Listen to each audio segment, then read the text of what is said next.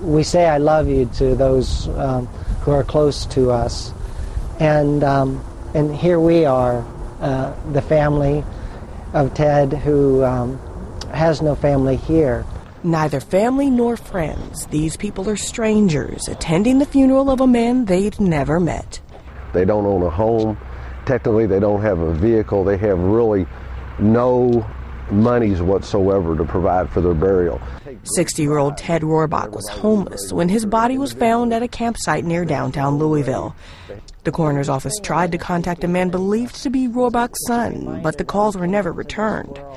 The county cemetery where Rohrbach is buried is filled with the homeless, the poor, and some homicide victims, people with no family or whose relatives couldn't afford to pay for a funeral service and burial. The National Funeral Directors Association says an average funeral costs about $6,500. Okay, and then I'll go ahead and do the gravesite. And several years ago, a local teacher decided to do something so that those who might have died alone wouldn't be buried alone.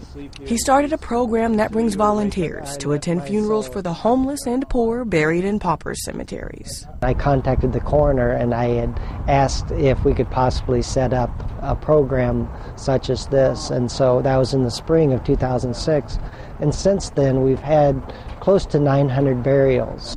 The volunteer attendees say everyone should be buried with dignity and community. Well, I did it for, it was an infant who was stillborn, and so we came to the funeral, and it was for a lower class family who couldn't afford a traditional funeral, and it was really just amazing to see the difference in their lives versus like mine. So like I said, it's very humbling. The coroner in Louisville says he's seen an increase in the need for funerals for the indigent, and he believes it's due at least in part to the lagging economy. On the day after Rohrbach's burial, there were 2 more paupers' funerals at the cemetery. Naya Hawkins, Associated Press.